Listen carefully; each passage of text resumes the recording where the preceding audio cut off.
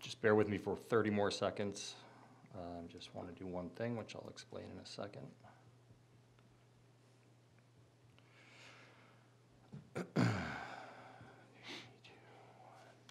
Perfect. Okay. Excellent, excellent. Thank you, everybody, for your patience there. My name is John Lohr, and I am the chair of the Millis Finance Committee. And we're leveraging all sorts of technology here, which I'll get into in a second.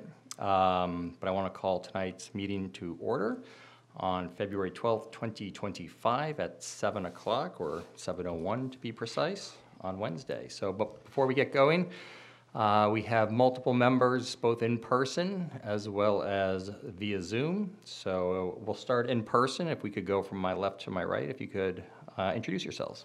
Peter Berube. Michael Crone. Kathy McInnes. And I will point to the Zoom people. So Joyce, do you want to introduce yourself? Joyce Boyardi. And you might be the only one. Yeah. On FinCom. Yep. Jody Kersey is also attending via Zoom, so we appreciate that, Jody.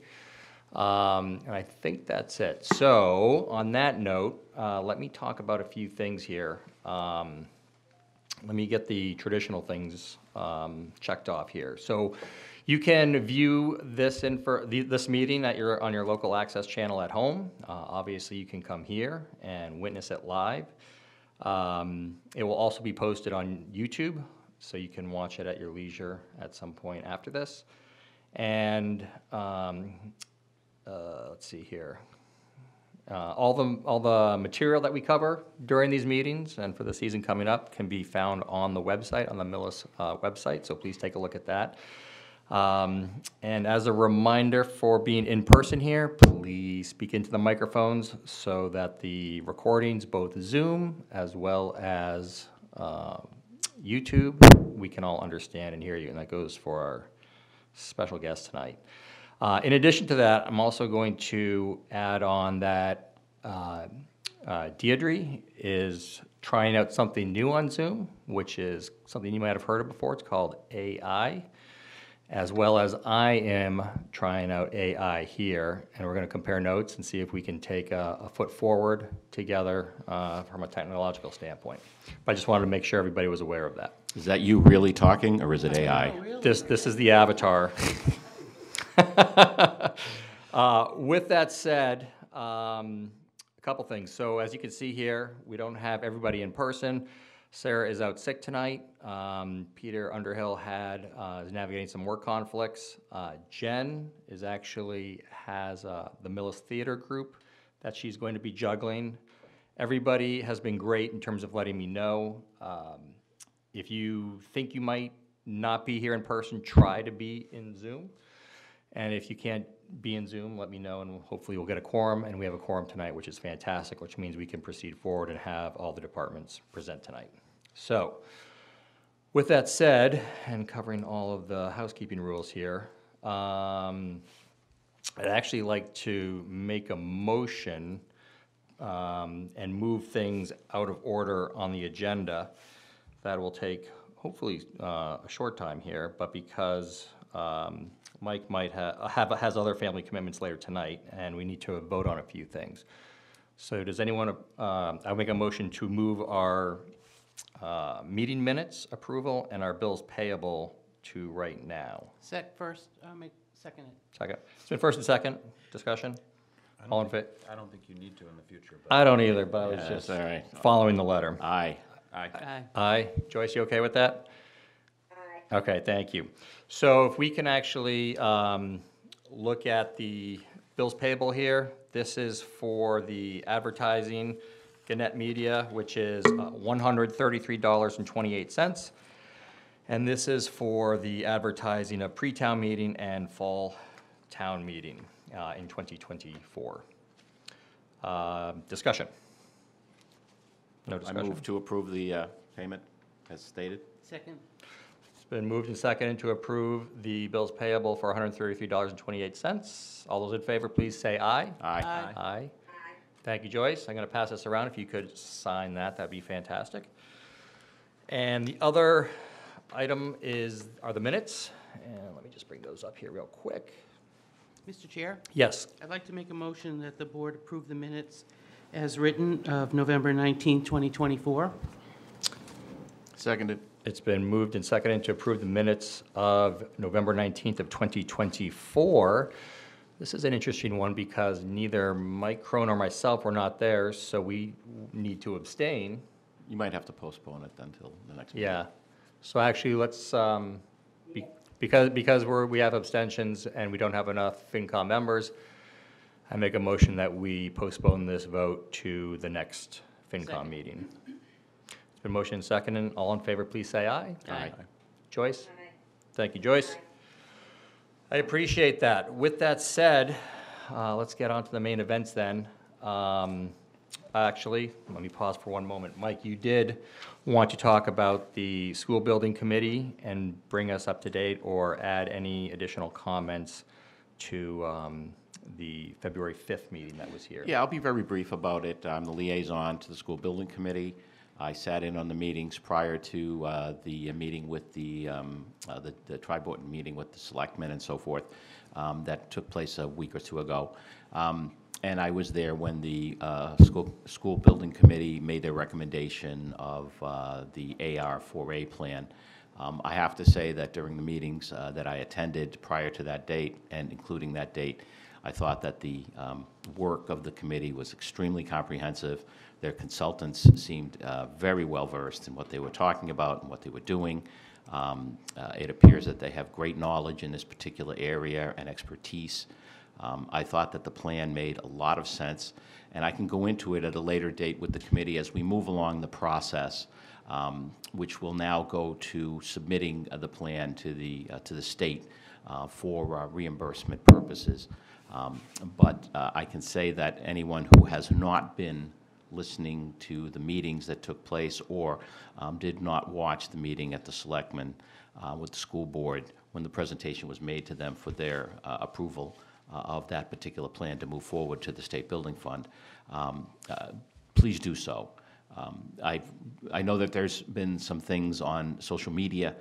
I don't read social media, but people have told me there's a lot of back and forth. And the only thing I will say, in having been at those meetings, listening to those meetings, and looking at the information that was provided, which was extremely comprehensive, this seems to be one of the most reasonable school construction and renovation programs in the state. Looking at what's been going on all around us in the state, I think it's you have to look at it from the perspective of the need that the school has and all of the various options that were presented. And there were numerous options that they looked at the very beginning, and they whittled it all down to one. And I think if you look at all of that information and you look at the need that the school has, which again they discussed in great detail, and all of these meetings were recorded, so anybody can listen to them. I think that the members of the community would look well at the particular recommendation that was made, but I think everybody needs to start looking at the information from the perspective of someone like myself that went to the meetings, listened to the meetings, looked at all of the information. And let's not simply look at this from the perspective of it's going to cost money. Everything costs money in the town, but I think that I was very impressed by the presentation that was made by the school building committee, the work that they've done. So I hope that everybody does look at it. And as time goes on, I'll stay as the liaison, and as it moves through the process, I'll bring more of that information to the FinCom, which will be looking at this probably sometime for the fall meeting. Correct. And thank you very much for that comprehensive report and also being the liaison. Does anyone have any questions regarding that? I think it's kind of fresh off the press in terms of the February 5th meeting, but I'm sure that we'll have a lot more questions going forward, and there's a ton of information out there. There's a ton of information regarding it, the process online, so dig into those resources, ask questions. So it's important that we're all understanding the project in its entirety. So hang on, Chris, before you get up, I actually want to turn it over to Jody. And the reason being, Jody, is Jody and I spoke recently, and Jody, could you just bring us up to speed regarding kind of the 30,000-foot level of looking at free cash, capital requests, level services and HCA funds, and kind of what your process is going forward as we enter the spring season here? Absolutely, thank you. So as John had mentioned, we spoke earlier today, and I just wanted to take a minute of your time to really talk about the approach to the budget season this year. It's going to be very similar to years past, but of course each person, each finance director that you've experienced kind of brings their own flavor to the season. So I just wanted for you guys to get to know sort of how I approach this. One of the big things that I just wanted to share is after having had the opportunity to meet with all of the department heads, there's a sheer passion and desire for serving the residents of Millis, and I just wanted to pass that along. These department heads care deeply about their departments, their discipline, they have that passion. They've been challenged to think creatively about what their needs are and how they can achieve what they're looking for. But again, it was very clear that they all had a passion, not just for what they did, but mostly for serving the residents of the town of Millis. So just wanted to pass that along. Some of the overarching strategies that I want to bring to this season are really looking at things with simplicity, but also ensuring we're continuing to be transparent to the residents and the taxpayers. We're going to always look for opportunities to find expense reductions, eliminate redundancy, and really just take advantage of economies of scale where we can do that. We'll look at historical models of things, make sure that they continue to make sense within the present day. And if not, we'll make adjustments and we'll do different things that do make sense based on the current environments. And then again, just, this comes from the top down.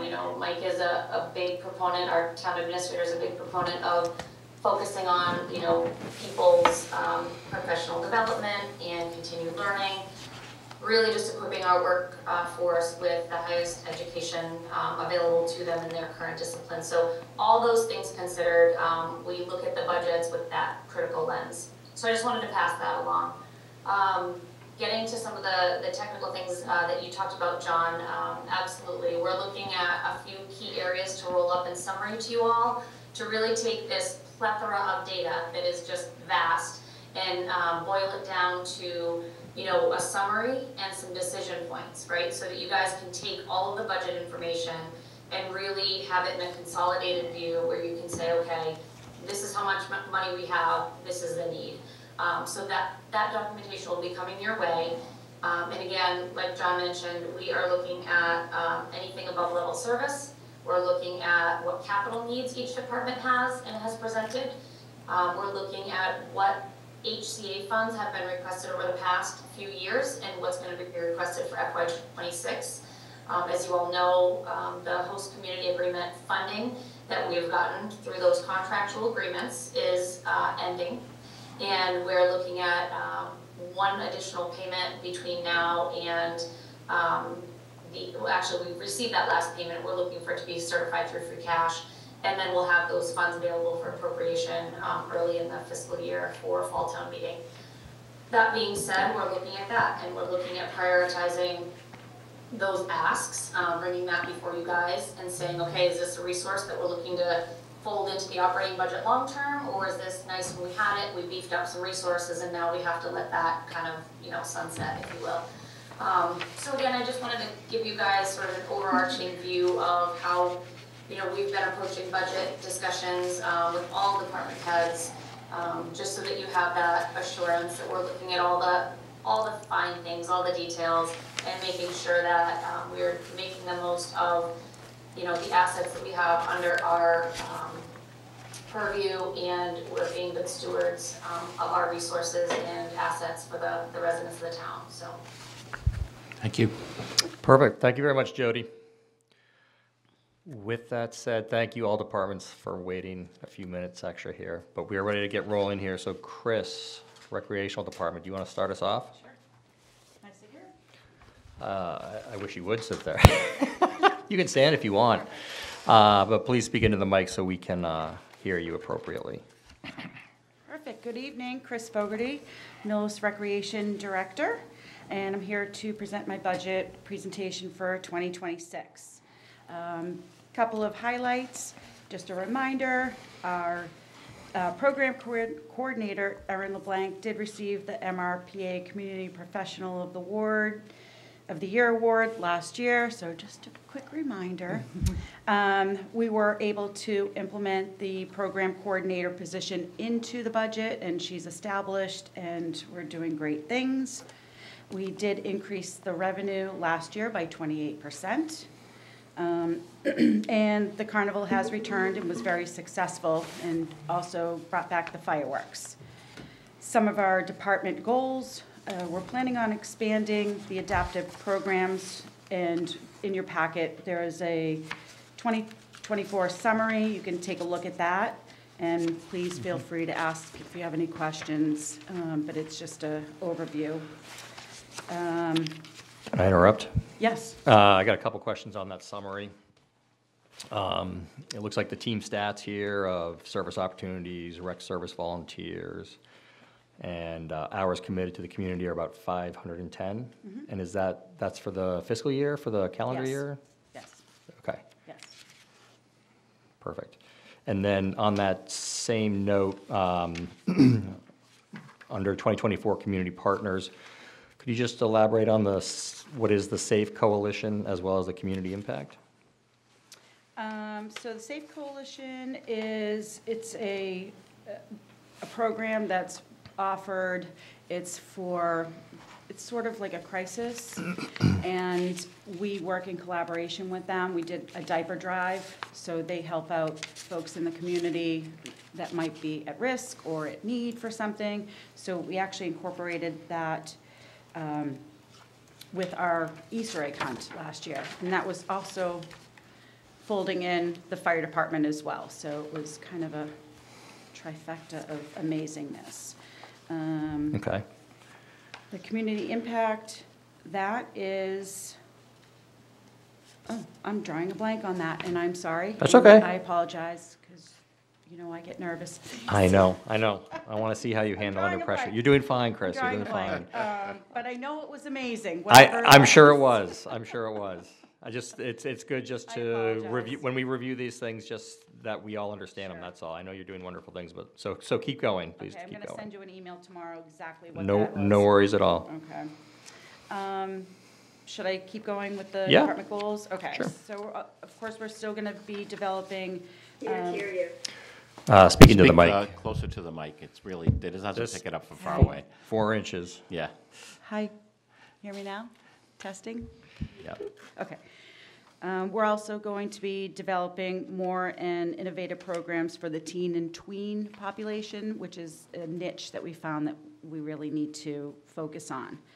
We're also focusing on looking at funding sources and grants for programs and events. And actually, both of Erin and myself just received scholarships today to attend the upcoming conference, the MRPA conference. So we are actively looking for things, and we did get it. So we're going on a grant. Awesome. That would bring you through my budget narrative and bring you over to the charts that you might have there in your packet. So as you can see, we're doing well with revenue and expenses.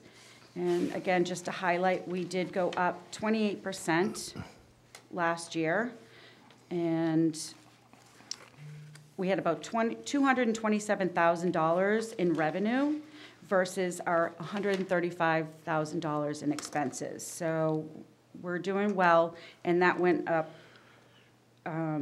because when we're given the tools, Yeah, we can do great things. Okay. So this is just to show you. Any questions, I can certainly break down anything more that you want to look at. All right, is that because those tools are more programs being offered, or why such a It's phenomenon? a combination Okay. of multiple things. So we're kind of looking at the big picture, so we're increasing our revenue by just slightly increasing the fees. But that along the lines the revenue, I mean, the expenses go up as well because those fees are going up. And I can get into that a little bit more during my presentation when I go through the above level, if that's okay. That's fine. Okay. The registrations versus program offerings, those have leveled. But again, that's okay, as long as the revenue's going up and the expenses are kind of staying the same as well. Right now, our level funded request is for salaries, $135,000. So that would include the director's salary, the program coordinator, and the camp staff for the inclusive program. And right now, the expenses are at $101,000. So that would be level funded. Oh, I skipped over the other chart, but you, Looking at that level funding on the spreadsheet there, it looks like there's like a 14% increase from 25 adopted to fiscal year 26 request. which page are you looking at? It's the one with the spreadsheet, fiscal, actual. Spreadsheet for expenses and Yeah. revenue, and salaries. Personal services expenses, total Okay. budget. So this one, we had a little slight change, but everything should be correct, what you have right now. Okay, What was put in the FY 2026 requests, that is not level funded. That is including the above level service. okay. Oh, that's right, I'm first on your budget presentations. So I think in the past, we've always just put in the level funded service, and this year we put in the above level service. And Jody, help me here. Yeah, is that, so Jody, going forward, are we including above level service requests? Oh, I see, yeah. Yeah. Yeah, so I think that was just a methodology in how I've done it in the past versus how you guys have been accustomed to seeing it. We still have called out above level service on salaries or anything like that. But Chris, we're talking about the program contracted services, correct, that line item? I have. The 103? Yeah, that's a 20% increase on that one. So I will tell you something else that we did with these line items for the rec director is that everything was bucketed as $101,000, like across the board. Yep. So I wanted to present a bit more visibility into what that $101,000 and just blanket expenses was. So working together with Chris, we determined, and she was keeping track of this all on her own, Yep. behind the scenes in spreadsheets, but I said, let's just build this as part of the budget. So contracted services, software, supplies, advertising, expenses, and then a specific line item for training meetings and dues, is where we were able to sort of break out these accounts to show you a little bit more detail as to where the expenses for the rec department were being spent. The only line item, to my knowledge, in here, and Chris, you can help me out here too as well, but we had $3,750 was previously in the IT budget, and that came over here. Right. And I can talk about that sort of approach separately. But as far as program contracted services, that's really the line item that did change significantly, and it looks like by about 20%, again, because of instructors, and Chris can fill you in on the details as to that. So yes, we are jumping up about $15,000 in expenses year over year. Really about 12,000 because that 3,750 from program software was previously not in this budget. Okay, thank you for that explanation. Mr. Chair. Go ahead, Pete. I'm following along most of the way of what both Chris and Jody have said, but I'm looking at it, the 101 that's on the green spreadsheet. Yep. Looks like for FY26 requests, it looks like the baseline that's just been carried over from FY25 adopted. And then you can see it totals up these increased activities that Jody just described as being plussed up 20% for program contracted services to get you to a new above service level request for 2026 you can see that the difference there between the 101 and the 126 is 25,463. If you go back to the Form 6, which is the above service level request, it matches that number, 25,463. So I agree, it appears that this whole line for FY '26 is not your straight line, no increase in services. It is the above service level request. I guess my question is, are there any straight line or no increased level of service increases? In other words, if a steady state level of service is projected for '26, you could still have an increase in cost due to inflation, due to a similar priced contract or similar service contract going up in cost. So I think we lose a little bit of fidelity in what is the cost increase. Is it inflation or is it I increase? have that all right here for Okay. you. Okay.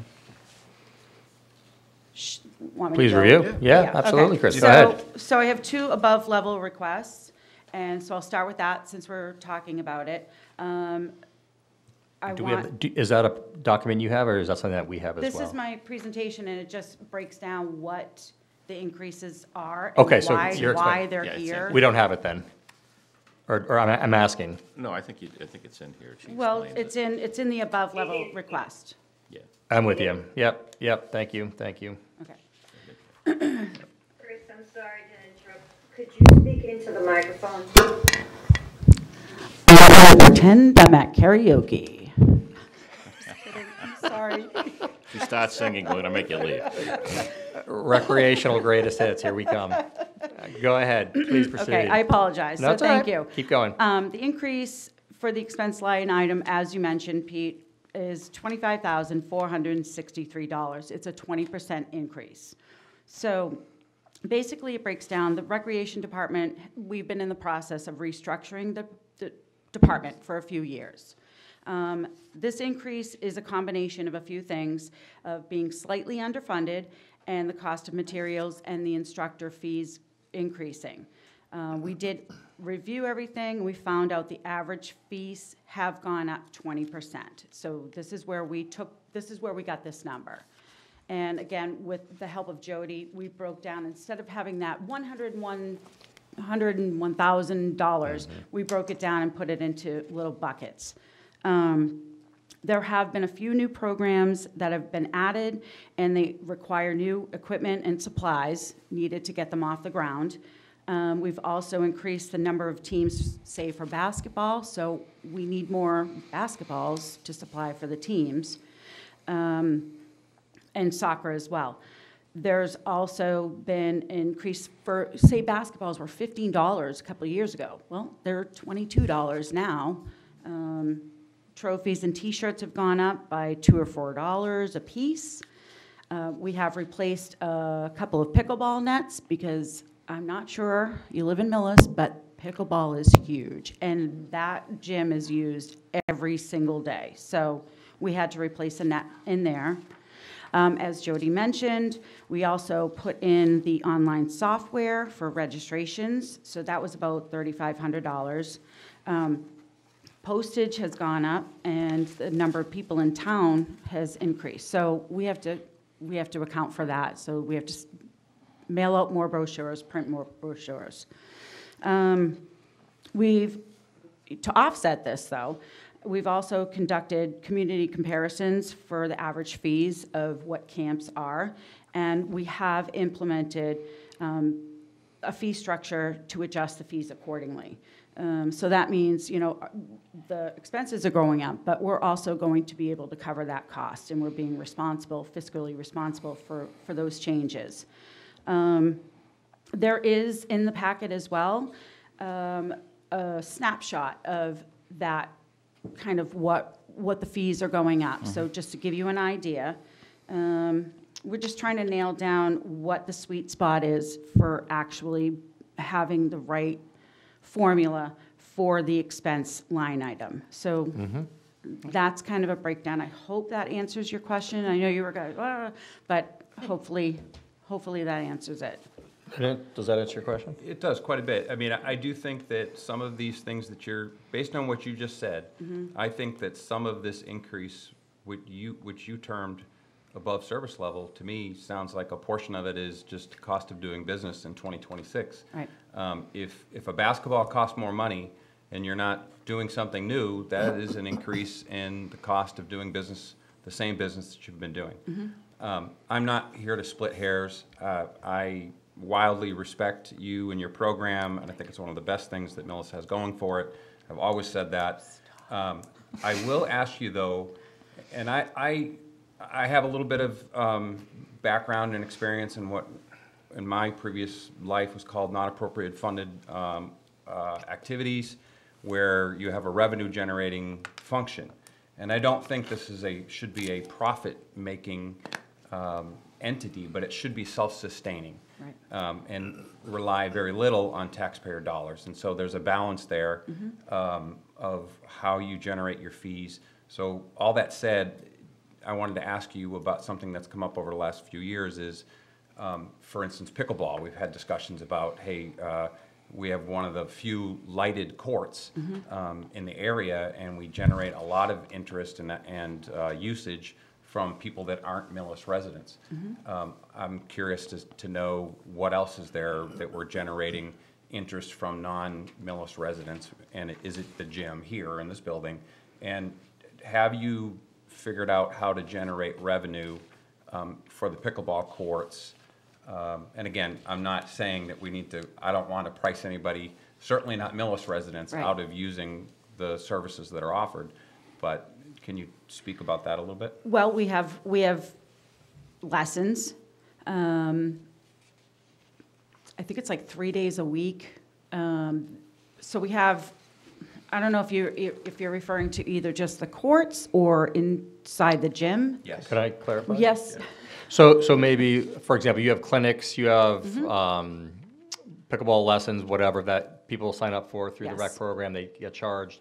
However, are you looking for the freestanding players that are using the courts, as an example? Anything that generates revenue, especially, and here's for instance, is it Pine Meadows? What's the golf course in Holliston? Pinecrest. Pinecrest. They charge revenue for in-town residents, and I may be not 100% accurate on that, but they only provide memberships for Holliston residents. And for our youth, they used to provide Millis youth residents that could get memberships there. They no longer do that, and that's fine. I don't have a problem with that.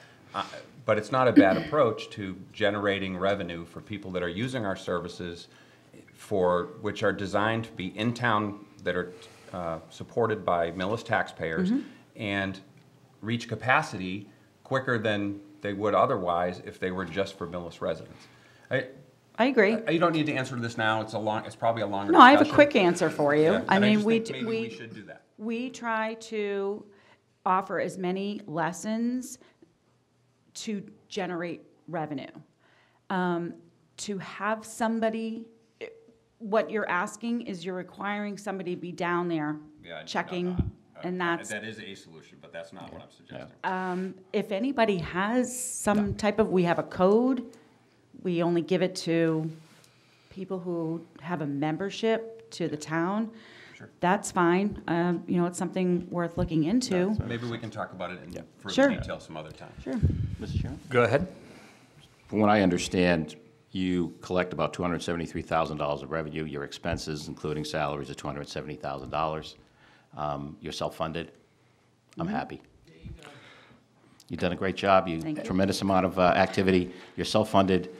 We can't ask for anything more than that. Thank you. And even though you're self-funded, we don't want money spent foolishly. Right. I'm looking at this budget. I've looked at all the materials you gave, which were substantive, and to my eyes, everything looks great. Thank you. Agreed. Can I add on host community agreement? Yeah. Wait. What? Oh, wait. You're going all out of Okay, my so budget order. You're messing I was me just up. so excited talking about additional revenue. Go ahead. I turn it back over to you, Wait, Chris. this Please go is- ahead. Okay, so Please go this ahead. this is my second request above level. This is Yes. very near and dear to my heart. What I'm asking for is an increase of 2.5 hours a week for the director's position. Currently, the director position is salaried, and it's at 35 hours. The programs and events are held regular hours in addition to evening, weekends, holidays to accommodate the public. This position does not allow for overtime, so by increasing it to 37.5 hours would allow for fair compensation. The director is responsible for multiple leagues that are conducted on the weekends and must be present. I have to be there to ensure the facilities are open, to make sure my refs show up, to make sure shift changes are here, to make sure the instructors who are running the programs are here, and everybody's safety is above and beyond. And, you know, I have to make sure all that, it's on me, it's my Yep. job. Yep. So there's also several events throughout the year that require multiple days and hours of preparation that are out of the scope of a regular workday. So the 2.5 hours a week increase would also align this position to be with all other department heads, which are 40 hours. The union is in support of this. And a fun thing that I did, we have new key fobs. So I said, you know what, let's run a report. So we got them in, got it at the end of April last year. So I ran a report from April till the end of December, which it was 37 weeks. So 17 weeks of that time period, I'm here 6 or 7 days a week. So I have that available upon request if anybody wants to see it. And I figure that's just a sample of the additional hours just to justify that request. Okay. Go ahead, Mike. Mr. Chairman, the old saying, quit while you're ahead. I don't think you need to explain much more than that. I think that makes a lot of sense, and we certainly know you're here more than 35 hours a week. So I think that's a very modest request. Thank you. Considering the amount of hours you're actually Again, really here. I'm trying to be very fiscally responsible. I We know can there's see a that. lot of Yep. needs everywhere, but again, seeing that in the report, I'm like, oh, wow, okay, Yeah. okay. So you wanted to talk about the host fund agreement. Yeah. What can I answer for you? So looking at the paperwork and the forms here, so it looks like this is for inclusive camp staff? Yes. 4 weeks, 17,400? And is this a new camp, or is this a camp that's already available? No, this is a camp that we have been running for the past several years using the host fund agreement. We thought it was a perfect way to use these funds. It's inclusive, it runs for 4 weeks, and it employs, I would say 98% of the staff is from Millis. So we're using these funds to give the kids of Millis a job. And it's a great opportunity for them. And again, we know that this is going away. So last year, we increased the fees just in anticipation that it wouldn't be available. So we did increase the fees slightly. Again, the whole part of it was we're getting these fees. We want to make it, affordable for parents as well as employing the kids of the town and a few of the parents as the head Yep. folks. Yep. So we did go ahead and we increased the fees slightly last year. Okay. So we broke even. Okay. And I have information here ready and available for you if you need it. We literally broke even, so which was fine. Moving forward, we also knew it might not be available this year, so we increased the fees a little bit more. You're answering my question, which is okay. what is your plan now Yep. and what is your plan as this phases out? And it Yes. sounds like you're on Yes. top of it. So Yep. that's my point, so I appreciate that. All right. My only request, if you don't, in all fairness and transparency, if this is not going to go through, if I could just get a heads up, because the way we operate, I've got the job descriptions downstairs ready to be posted to hire. It's also in the brochure with the increase. So if it's not going to be funded, we'll just take it out. And I hear you, and that might be a follow-up question for the select board. Yeah. Yeah. And we did also, thinking ahead, in the job descriptions, we did write, there's a caveat in there saying this is dependent Depending on, upon okay. town meeting. Good. So, Okay. and if it does go through, I can 1,000% guarantee you, mark my words on this meeting, it will be self-funded and then some. Okay. Yep. Great. Perfect. Anything else? No? I'm done. You're finished. Any questions, remaining questions?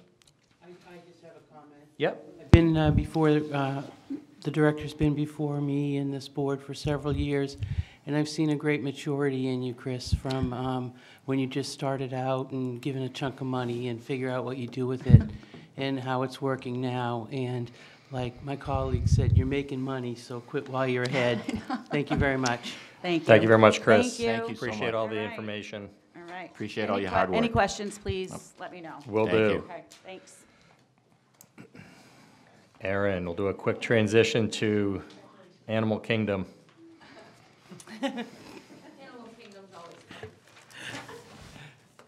Good evening, Erin Millette, Regional Animal Control Officer. So I know everybody always wants to know what I do.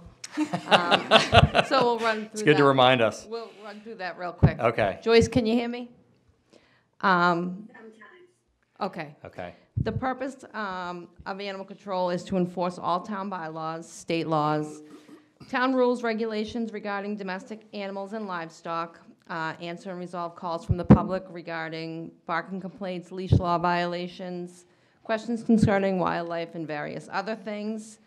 We also remove and dispose of deceased animals from roadways, investigate cases of animal cruelty and neglect, and assist other town agencies such as the DPW, fire, rescue, and police. Some of our accomplishments, last year, we collaborated with Main Street Veterinarian Hospital to host a microchip clinic, which raised funds for our stray animal fund. Last year, we also successfully spayed and neutered and adopted out 20 animals that were brought into our care. And we have also, which is a big thing of mine, continued to demonstrate a strong commitment to community engagement through ongoing outreach with educational efforts about responsible pet ownership and animal welfare within the community. We've helped a lot of Girl Scout troops with their projects. And this year, we're hoping to do the same thing. I'm just going to skip ahead down to Yeah. the end of that page there. It says the department would like to explore ways to expand efforts to humanely control the feral cat population. Yeah, so What does that look like nowadays? It's a non-financial question, but I No, thought we I'd get a ask. lot of calls. People are finding stray animals, like stray cats, and whether they're owned or unowned, and that's really something that's not in our purview. They'd have to find like a rescue that would take them in. So we're looking to see, and it costs us generally to vaccinate, spay or neuter a cat, upwards of $400-something. Yeah. So we just don't have the funds to do it. It's not Yep. that we don't want to help. So we're looking to see if we can find ways to keep that kind of under control. Good. Mr. Chair. Go ahead, Mike. Have you had any increase in issues related to coyotes in the region? No, last year we did have several attacks with dogs and coyotes off leash in their yards during this time of year, which is mating season. So as usual, we remind everybody to keep their animals leashed and under supervision when they're outside. But no, like, human interaction. Okay, thank you. And other than that, we're not really, our budget line items have pretty much stayed the same. We've just kind of moved some funds between like propane and stuff like that, but not requesting any more additional money. We did, with Jody's help this year, add $1,000 in there for training. As it is right now, we don't have any funding for training, and we are required to have 8 continuing education credits per year. So that's something that we were looking to ask for. And then, other than that, once again, we're looking to get a vehicle that's suitable to our needs this year. Could you read, this was brought up last for fiscal year '25. Yes. Correct, so it's a little bit of deja vu. However, could you just refresh our memories Sure. for residents as well as FinCom real quick? Sure, yep. So our current vehicle now has 126,000 miles on it. The vehicle itself was never created as an animal control vehicle. It is solely a pickup truck. That being said, there's no way to safely keep animals Contained. contained, thank you, contained, or keep myself or ACO Ward safe when animals are in our care. We also only have, ideally, the back of the vehicle, which has the suicide door, so it's not even a full-length door to even put a crate back there. So, and then we have all our equipment stored back there because we are picking up deceased animals, and we can't put live animals where deceased animals have been, so we can't even utilize the rear of the vehicle Yeah. to put animals. So we're looking for something that will keep animals safe, keep us safe, and assist us in better doing our job. Go ahead, Mike. So I know you had spoken before about sharing services, facilities, and so forth with Medway. Yes. What's the situation with that this year? So Medway has agreed to pay for 25,000. 25? 25,000. 25,000. But I know there's some items, some details worked out. Maybe Jody can answer, or Mike. We have Mike Kaczynski Oh, there here. he Mike, is. if you could introduce yourself and welcome, please provide details. Mike Kaczynski, Town Administrator. Thank you, Mr. Chairman. So, as in the past, the Town of Medway shares in the costs of the operation, including the vehicle. So, we're in the process, the Town of Medway has already appropriated $25,000 towards the vehicle. We're in the process of discussing with them the next successor agreement with them. We'd have to do that every 3 years. Okay. So as part of that, we're working out how they would go about reimbursing us for their share of the vehicle. So we're in the process of that. I mean, we'd probably look at a situation where they would pay for, there is an estimated life term of the vehicle. So they would pay a percentage per year of that life term. Because obviously, we don't know for sure if 5 years from now they're still going to be with us. We certainly hope so, and we anticipate that. But every year, we would assess them an amount of money for the use of that vehicle every year as part of that agreement. And I'm going by memory, but the percentage split between Millis and Medway? I know operationally it's 60/40. That's what I thought. Would that apply to this vehicle? Yeah, we're going to look at that Okay. as part of that discussion. I mean, at a minimum, it'd be 50/50. Sure. But we will look at that as whether that would maintain 60/40. And I would imagine that 64 is based on It's a the population. population Yeah. geographic of each town versus number of incidences of animals. Who's the 60? Medway. Yeah. Yeah. Because of size. I hope so. So it is actually a great arrangement. It works out well for both communities, the whole Yeah. ACO arrangement. Yeah. I know animal control is a nightmare in a lot of communities I'm because sure. they just don't have the system set up to deal with it. But this is by far the best arrangement I've seen in my career of Wow. towns working together on an animal control service. I mean, Nice. it works very, very well, and I can tell you, I get no complaints in my office. And you would agree, Erin? Yes. Okay. Yeah. Well, I mean, I Not get that no you're biased. complaints in my office about the Okay. work done by the ACO, Yeah. and every time I speak with the town administrator over in Great. Medway, he says the same. So it's a great service, it works very well, and believe me, if the public has concerns about issues, we do hear them, and we try to address them, but in this case, we really haven't heard any concerns, only compliments. And so as far as the vehicle's concerned, we will work out with Medway their apportionment of their responsibility for the vehicle. Okay. Thank you. Thanks. Mr. Chair. go ahead, Pete. Roughly, how many calls do you go on a week? Just A week? spitballing. Oh, I'm sorry, I didn't bring any of that info. So it Take varies. honestly a guess, I'm not gonna hold you to it. God. It depends on what time of year you're talking to. Probably now, the wintertime, I'd say probably 10 calls that we're actually going out for, but the calls are there, whether or not they're quarantines or phone calls that are coming in. So there's probably, I think I just did January, and we had 53 calls in Millis and 76 in Medway. Okay, thank you. I'm just trying to. But, yeah, for the month. That was Thanks. monthly total. Thank you. Any other questions? Any questions on Zoom? No, I think we're good. Joyce, if you could just mute yourself, Joyce, that would be great. Could you mute yourself? Sure. Thank you. Well, thank you very much. Thank you very much. Thank you for all your hard Yeah. work. We appreciate Thank it. you. Moving right along. IT. Is that your bottle? Oh, yeah, is that your water bottle, Aaron? Oh, yeah. I leave that thing everywhere I go, I bring one and leave it in place. Thank you. Yeah, You're have a welcome. good night. Thank you. Good evening, Jim. Good evening. How are you? Very good. Good. Thank you for being here. Thank you. So Jim Donovan, Director of IT. So I do IT services for the Town Hall, Police, Fire, DPW, COA, obviously still in the Town Hall. And then I work a little bit with library, hoping to do more of that. Okay. But right now, it's just basically when needed, I do things for a library.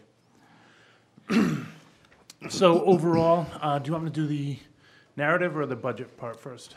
Just go start with the narrative and just walk us through it. We don't have to overcomplicate this, but go ahead. So in the accomplishments, basically e-permitting, it's still an ongoing process. Supposed to be done, well, it will be done this year. Whether it will be done, exact months, we're looking at building being done in March, and then continuing on moving through the other departments, which will be building, fire, Board of Health, and Town Administrator's Office, and getting those online. It will be a staged launch, so to speak, in terms of, once we go basically soft live, will be us putting in permits into the system, dealing with the emails back and forth, basically internally. Yeah. Once that gets all hashed out, we have all the emails down and communication done properly, then it will go to a live launch of several permits, and then a whole department at that point, and then continuing to move through the other departments. And that should be around March 31st or so? Yeah, so building should be at least at the soft live by then. Actually, almost all the departments should be soft live by then, and then working towards going actually live to the public. Okay. Which building would be first with that. Fantastic. Okay.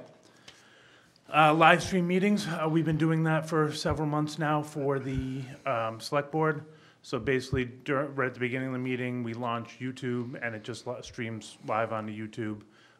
There's a couple minute delay if you're watching on TV and YouTube. Can get a little overwhelming, but most people wouldn't do that. So that's been working quite well, and they are still on YouTube, and they stay up as long as we need them to. Okay. Virtual desktops, so one of the things last year, we had talked a little bit about it, and then this year, we ended up doing it. So in Town Hall, we used to use Azure Virtual Desktops, which basically means a computer in the cloud. So we didn't really have computers in Town Hall.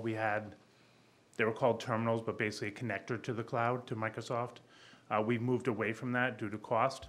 So now everyone has their own computers, some people have laptops. And now we got rid of the Azure environment for that. So everyone has the hardware, but everyone's still communicating on the cloud?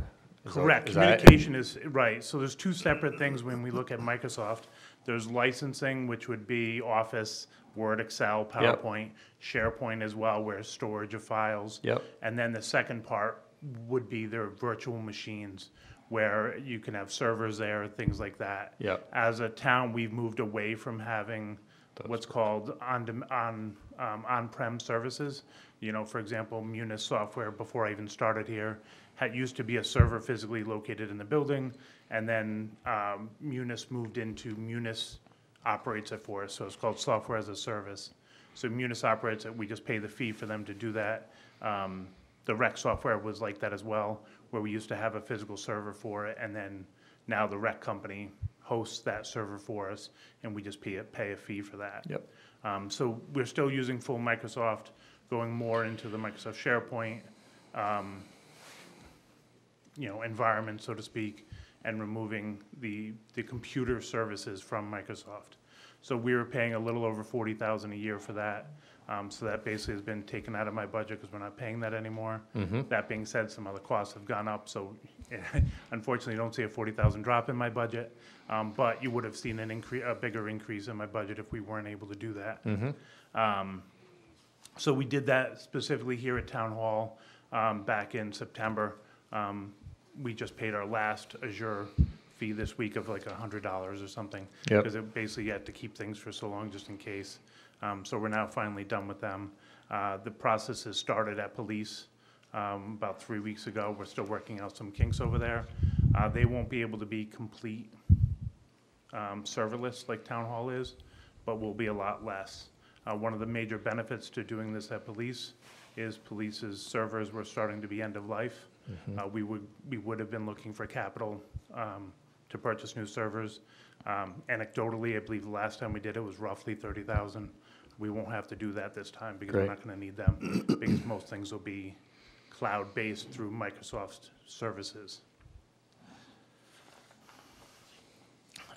So just basically, I just went over the budget just a little bit in terms of, I did reduce the Azure cloud services by about $40,000. Other things have increased.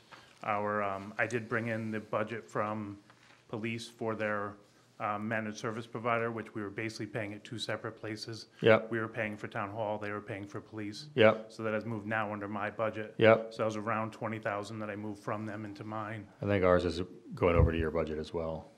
Is that right, Jody? Yes. Okay. Just looking at the narrative here, it says can you talk about a little bit about additional funds for grants and how you plan on using those more going forward? Yeah, so far, right now, I have the two outstanding grants. One's for e-permitting, one's for the fiber connectivity of the buildings, so we're still working on both of those. Some of that was due to my lack of, I wouldn't say lack of planning, but lack of understanding how grants and budgets work. Yep. At the time, I was still part-time when I got those grants. Prime example would be the e-permitting. I got the grant and then worked on getting the company to provide the permitting, so we went through a couple companies, and that took up at least 6 months of time, of the grant time, which I really should have decided on that before we applied for the grant. My thinking initially was, why search these companies and get interviews with all these companies if we don't have the money for the grant? However, seeing how fast the grant goes and how it can put you under a crunch, I won't be doing that in the future. I'll be looking a little more closely. We would have had a company chosen before even applying. So that's something to look forward to doing going forward with newer grants. There's plenty of grants out there. Some are state, some are federal, so Yep. whether they're going to be around or not, but there is plenty of state. A lot of them are around cybersecurity, and looking at those just as they come up. There's one that's you can get every 2 years. So depending on what happens next year, we'll try to look for that. But again, there is some other specific cybersecurity ones that you can get anytime. So with some of these current grants freeing up, I will have time to start looking at those as well. Sure. Yeah, go ahead. And just looking at your budget quickly, I noticed software maintenance went down substantially from 157 to 23, and then contracted services went up from 40 to 102. Could you just explain what those two are? Yeah, so basically, as you saw on the rec budget, rec had increased their budget by $3,500 or so for the recreation software that they use that was previously paid in my budget. There was a couple other things for assessors that was previously paid out of my budget. So some of those things did move out of my budget. Other things like the police came into my budget. And then working with Jody, just going through as to what some of these items were and what we were calling software maintenance, what we were calling annual license really didn't make sense. They kind of just got thrown into whatever bucket. So we basically went through each item and said, what is this supposed to be? And moved it into its appropriate category. Okay. So overall, if I looked at my budget from last year to this year, without removing anything like the rec software, my budget really only went up around $10,000. And most of that was just increased costs. Some of them was from our MSP. We have a slightly adjusted service agreement with them. That also includes EDR, which is basically a higher-up antivirus, which is required by our cybersecurity insurance. So some of these things are just extra services we're getting from them. So of course, the cost does go up, but that, it would have gone up no matter what. Great, thank you. You're welcome. So that was, I mean, then it was Okay. over to the budget, and then, you know, just whatever questions you have on the budget itself. Kathy? I'll make a comment. Yeah, go ahead, Pete. These, I'll describe it as, the fact that we're moving things around from, you know, a department budget to an IT budget or vice versa, happens all the time. You know, we've done it in the past with utilities, we've done it with facilities or buildings budgets, and it makes it difficult potentially, but not necessarily a reason not to do it, but it does make it difficult to have traceability from one fiscal year to the next.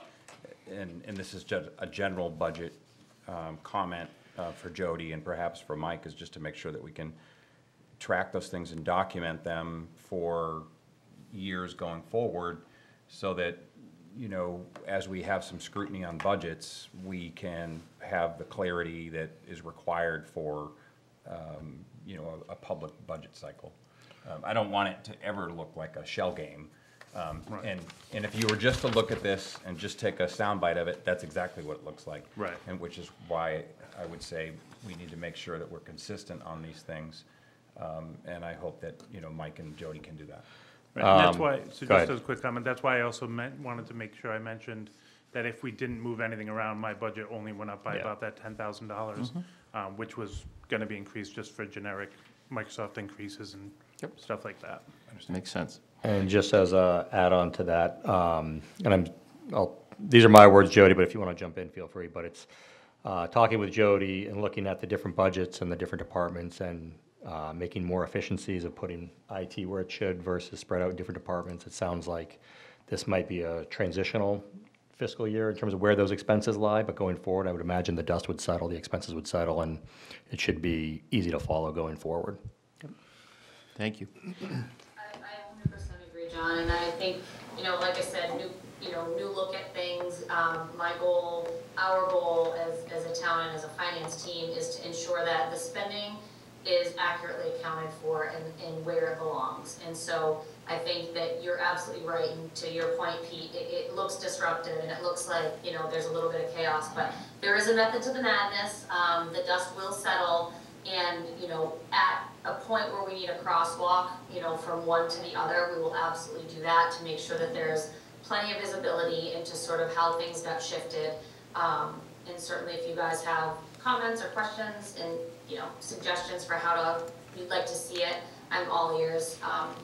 But yeah, that's what we're trying to do.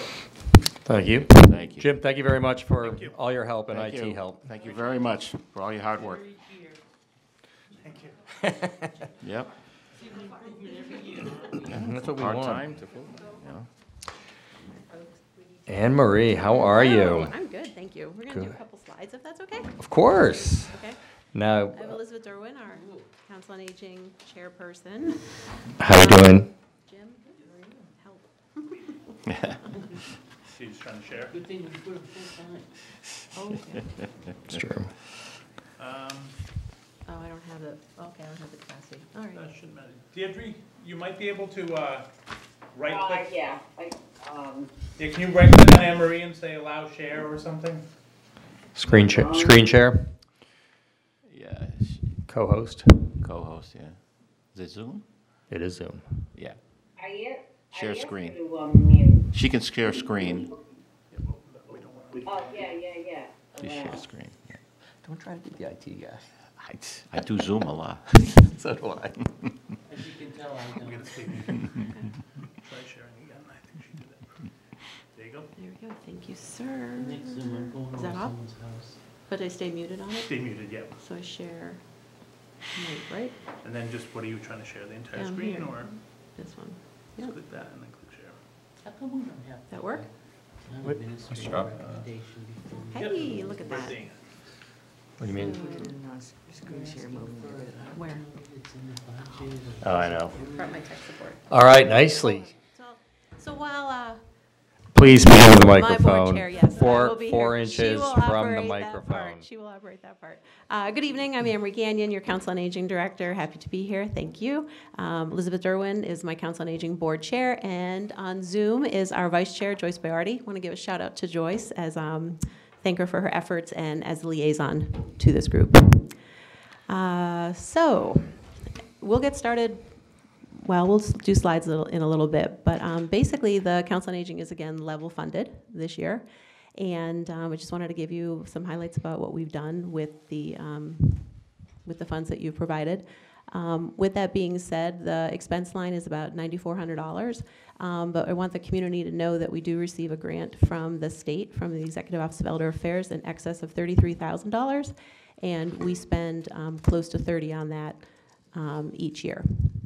I'm sorry, are these just numbers, or where are we looking at? That's Right not at the on, budget? that's not on here. That's That's not just on here. something that I wanted to reflect to the Okay, community. all right. That's Just want to make sure we're not Okay, that's okay. looking all over the place. Okay, no, that's okay. Yep. In addition, in terms of the line items, similar to what the other department heads said, and working with Jody, we wanted to make sure that our buckets were reflective of where we had the most need for what we were doing, and we reallocated some funds in the expense line.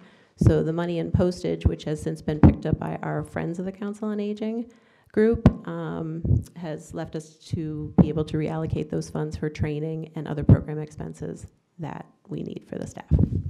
Okay. So we'll go through a couple slides. For folks viewing at home who might not know what we do, obviously we are here to serve all of our folks in town, age 60 and over. And can I just interrupt for one Of second? course. Is this presentation available? Could you send that to Deidre if we don't have it? I don't know if we do or not. I will, yes. Okay, and that way we can just, there's a lot of great information, and if you're willing to share, it'd be great. Absolutely. Thank you, go ahead. So in addition to the monthly newsletter that we do with Hedge, has over 100 different offerings, there's a tremendous amount of outreach, transportation, and other supportive services that happen with the Council on Aging. In terms of, those are basically the first few bullets. In addition, we work with our partners with HESCO, which is our Aging Services Access Point. There's a woman who works in the kitchen every morning who helps to collect the prepared meals from HESCO's caterer, and they serve about 30 folks in the community who receive that service. That woman also works closely with our outreach coordinator to have that two-way street about helping to, keep tabs on folks who may need additional assistance. HESCO is also our partner with our Shine Medicare Counseling, providing a volunteer counselor to us twice a month who helps on, during Medicare open enrollment, helping people cost save on their prescription drug coverage. So our partnership with them is very strong, and we appreciate that. We also, offer durable medical equipment. We oversee the Senior Property Tax Work-Off Program, where we have 20 slots, provide information and referral, and a variety of assistance, particularly when it comes around transportation, which is primarily medical transportation to doctor's appointments, also for errands, grocery shopping, seeing a loved one in a facility. If you have to go to the Social Security office, see your attorney, we just want people to call us and we'll help to get them where they can go. So with that, we're a small but mighty staff. I'm pleased to have been here almost 2 years.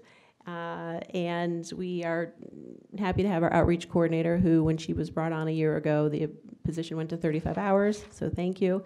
That helped us to be open longer every day until 4, and then the half day on Friday. And then, of course, we have our 16-hour-a-week transportation coordinator, and that woman works the front desk, so she pretty much answers the majority of the phone calls as well, and our department assistant who works 18 hours.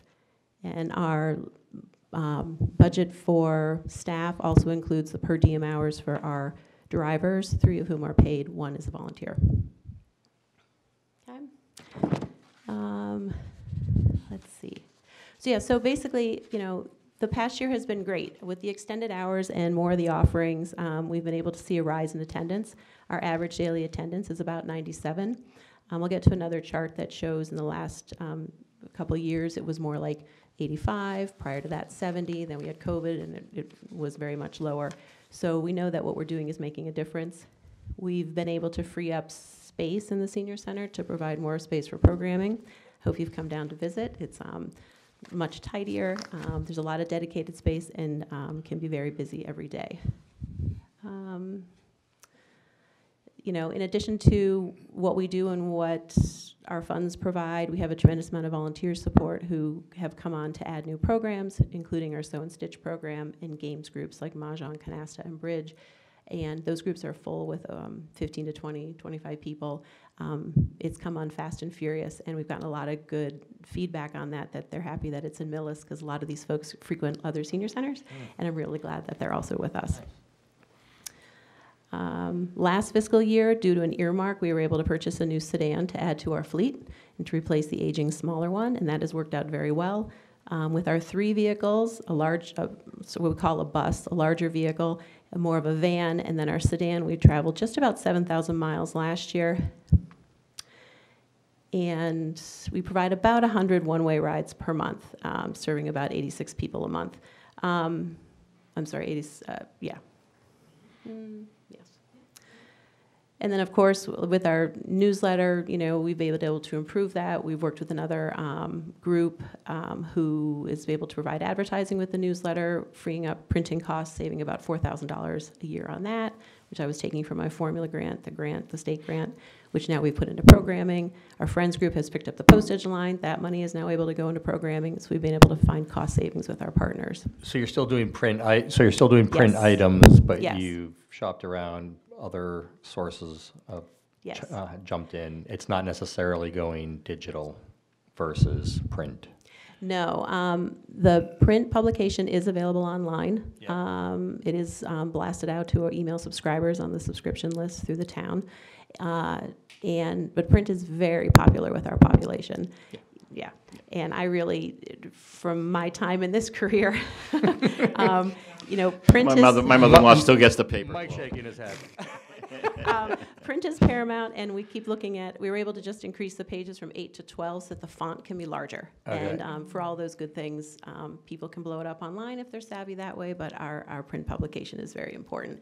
And we will continue to do that as long as we can and as long as the need is there. If there ever comes a time when we need to scale back because of postage or whatever, we'll just, you know, continue to see what we can do about that. Mention the rooms. Just a couple quick pictures for folks at home who may not have been down there. Our admin area is contained now in one space.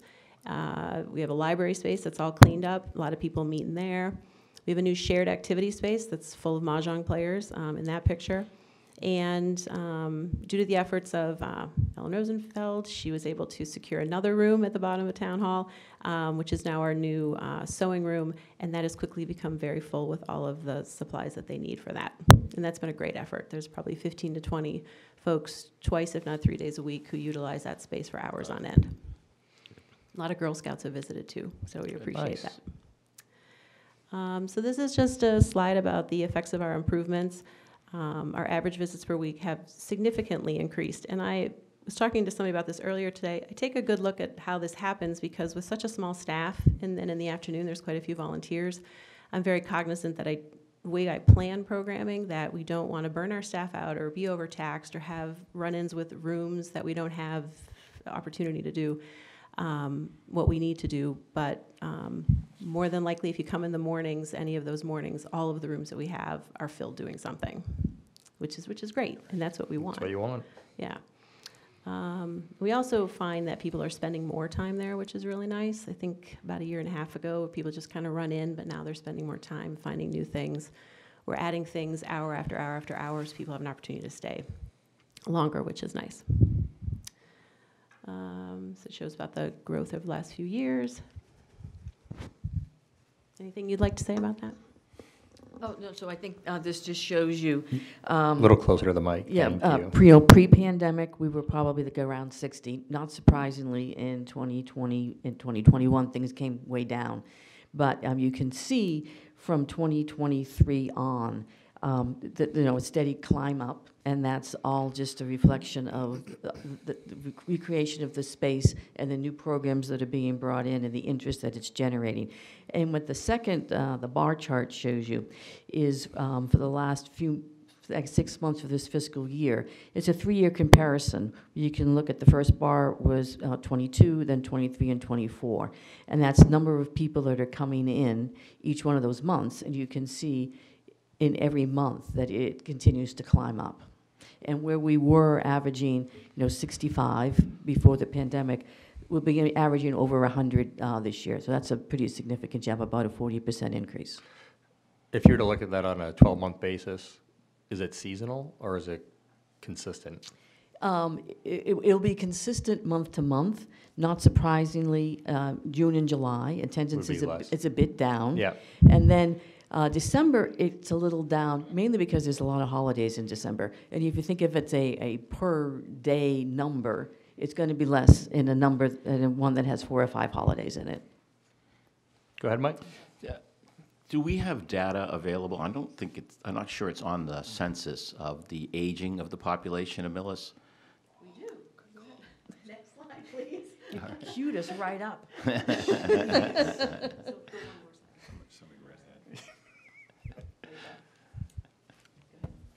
Yeah, sure I can. So this is actually right out of our annual report, and it goes back. The first years we combined it into 5-year groupings, so it wouldn't be as dense of amount of data. But you can see there's the senior population and the percent growth. And senior population is defined as 65 and older? 60. 60 and older. 60. Okay. And that's I'm going to say, at least a state definition, if not a national definition of what this makes up. I also found out... I really feel old now. Well, I also found out today, we're not supposed to call ourselves seniors. We're aging adults is the correct term for that.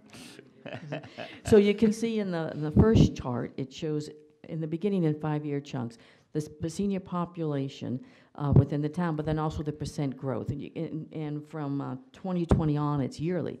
And you can see each year it just continues to grow as a percent of the population. And Millis, and then one's just a chart that's showing that, it's going straight up.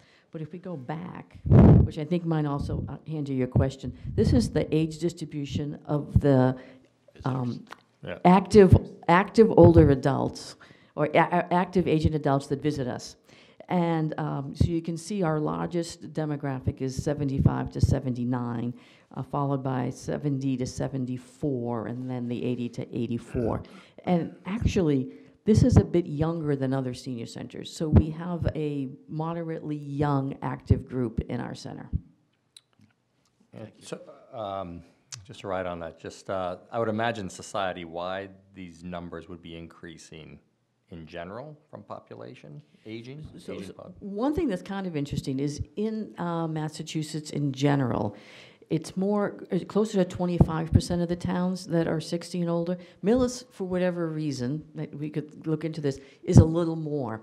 And in fact, we just recently did a joint study with Medway, looking for collaboration efforts between the 2 senior centers. And Anne Marie was able to hire a group from UMass Boston to do like a demographic comparison between the 2 and where's we can explore. But an interesting number that jumped out to me is 21% of the Medway population is over 60 and 31% of the Millis population, and when they did it. So part of it could be driven by Glen Ellen and other 55-plus housing, but I would think other towns are having that same exposure as well. We have more active aging adults. And just to ride on that thought, because we're lean younger, does that mean you offer different programs? We certainly, well, right now it's February, so we survey folks who come into the center. We do that every year. We definitely take a lot of feedback from the board and our other partners to see what we can do. Yeah. Most senior centers offer a lot of the same things, but Yeah. maybe I'm not sure if we have more people in our exercise than Medway does, but that's something I can find out. Sometimes it's just based on where people like to go, what the kind of the feel is, what their community is there. But that's something that we continue to look at. Yep. Great. Thank you.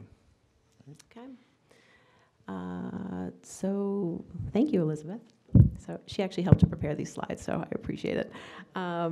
So what's next? So we did part 1 with the earmark we received last year to do a part 1 shared services study about services with Medway. Basically, the Collins Center in UMass Boston School of Social and Demographic Research of the Gerontology Institute took a look at both senior centers and basically laid out both senior centers on paper. The study can be found on our website. We received another earmark for $50,000 to be used before June to now do part 2, which is really to do a needs assessment of 60 and over in our town, which has never been done, or hasn't certainly been done in any recent memory, nor has it been done in Medway. So the director and I have worked for many years together, actually, and we're both very excited to launch this survey probably the end of March, April, and it'll also include focus groups with a report to be done at the end, sometime in the fall. But to really look at economic factors, health, social factors about how people are finding livability in these towns, because when we're talking about shared services, one thing that's a gap for myself and the other director are behavioral health counseling, issues about hoarding, issues about economic and financial security. People or staff that could do more intensive casework, if you will, which would be something that, based on what this survey and needs assessment comes up with, could be something that we could share. Great. Okay.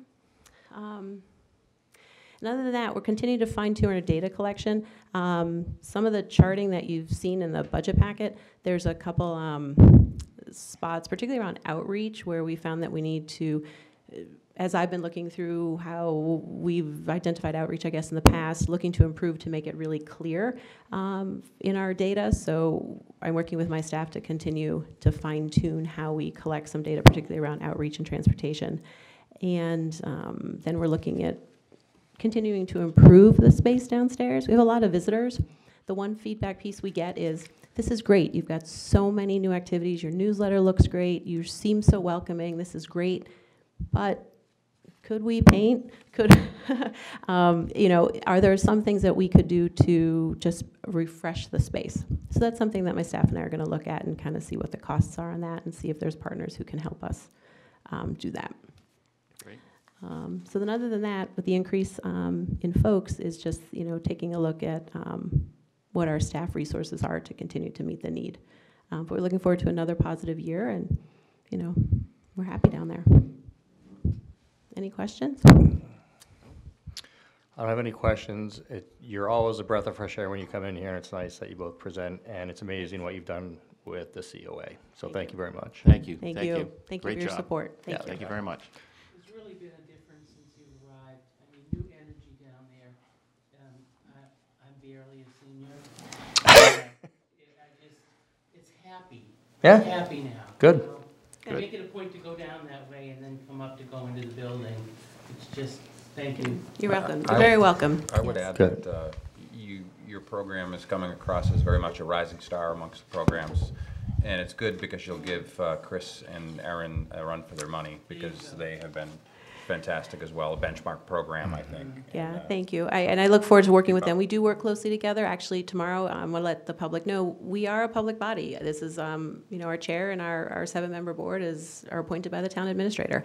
Our meetings are the second Thursday of the month at 9 a.m. Our meeting is tomorrow. Actually, Chris and Erin are going to present what they do with the rec department and how we Nice. work together. So we had Kim talk about the library connections we have. So, we encourage people to come, and, we're all just getting older every day, so come on down. Thank you very much. Have a great night. May I say something? Oh, yes, go ahead, Joyce. All right, I just want to commend Anne Marie for everything that she's done, because as Kathy said, it's a breath of fresh air down there. The people that go down, I recall when I first started going down there, prior to Anne Marie being there as the director, and the atmosphere was doom and gloom. Yeah. I will say, and the atmosphere now is welcoming. The people that work down there work tirelessly for the amount of staff that they have and all that they do and accomplish, and how involved they are with the people. Anne Marie makes a point of saying hello to people. Lisa does. I mean, they're not just in their office hiding and doing work. They actually, it's lovely because they interact and talk to the people and ask what the needs are. And the positive atmosphere down there is just remarkable. So I just needed to be able, because I'm a senior, and I use the facility. I just need to commend them for the change and what an outstanding job they're doing. Thank you for your comments, Joyce. Thank you. Thank you. Have a good night. Yeah, Mr. Chair, I just want to say I have to leave right now. I have looked at the library budget. I see that it's basically the same budget as last year. I don't have any questions with it. I apologize for having to leave at this time, but there wasn't be much that I could offer in this discussion. Understood. We appreciate your time here and understand your other commitments, so thank you very much. Hi, Kim. Hello. How are you? I'm good. Good. I also have some slides to share, and I'm logged onto the Zoom, so if I could, I don't know if I can share my screen. And just for the record, as we're moving on here, we have Pete Underhill here, even though Mike Crone has stepped out, so we still have a quorum. Thank you, Pete Underhill. Sorry, Kim, go ahead. No worries. I'm just going to share my screen here, and I apologize in advance for my voice. I'm getting over a cold, so I'm going to do the best I can. If it helps I might have you, to stop and drink if some you're water. close to the mic so you don't have to raise your voice, it will probably help because we're trying to just record everything, so thank you.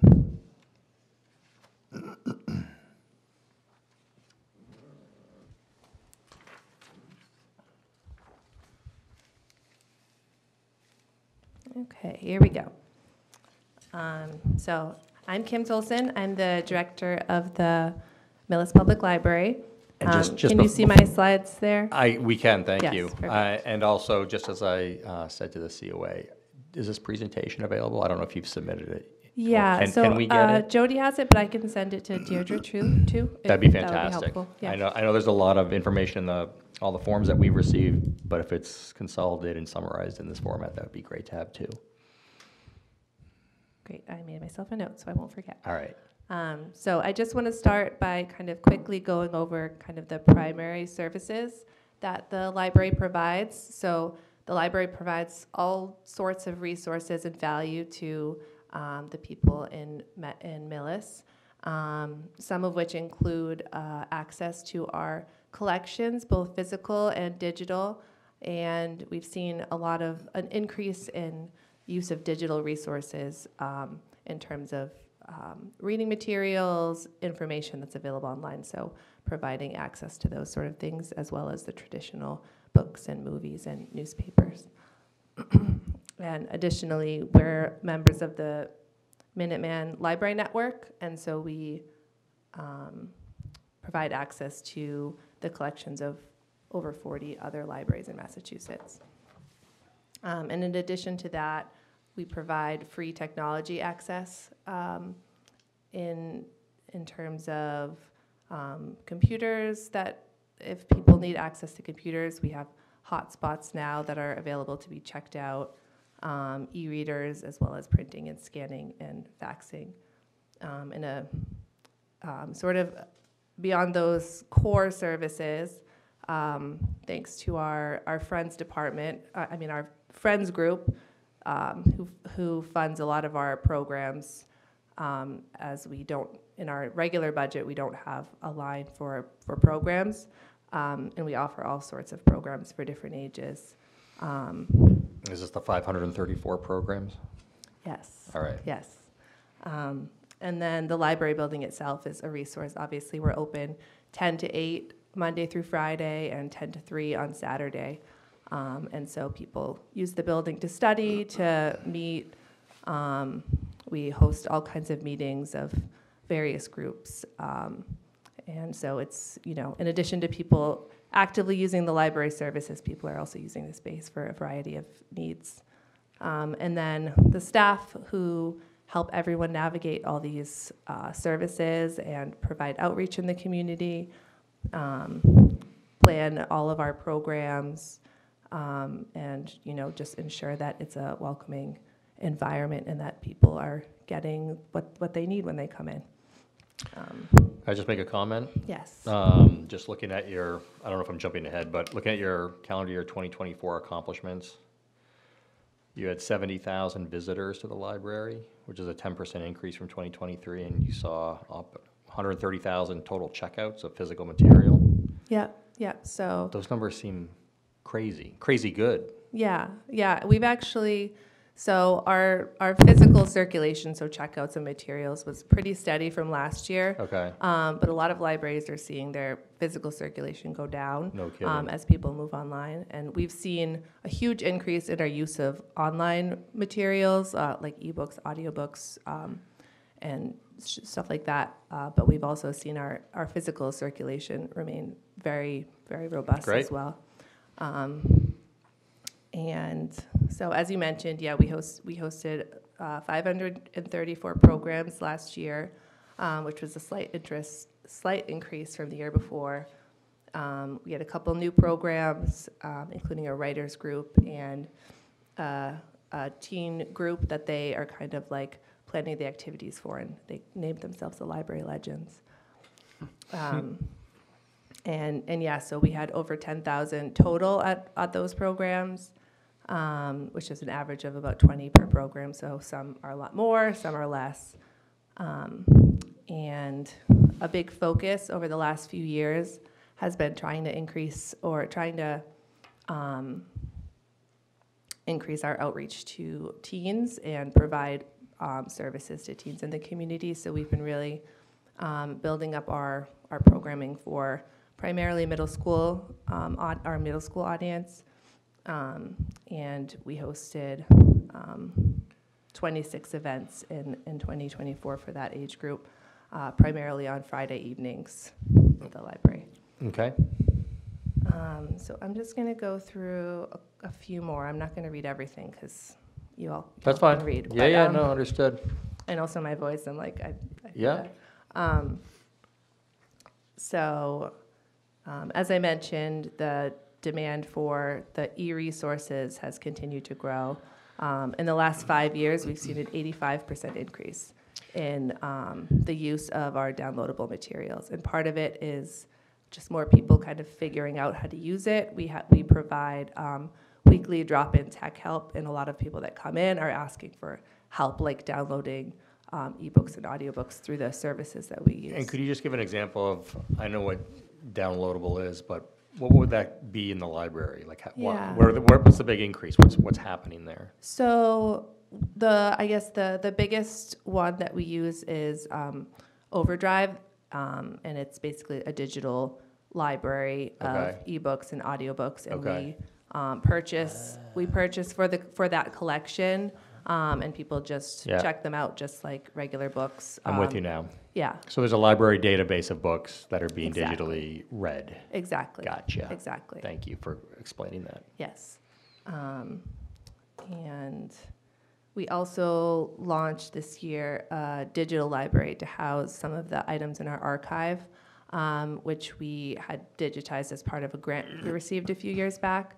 So that includes town reports going back to 1886, as well as Millis High School yearbooks going back to the first year that was published. Thanks to our friends group, we refreshed our teen room with new furniture, replaced some damaged and kind of just worn furniture in there.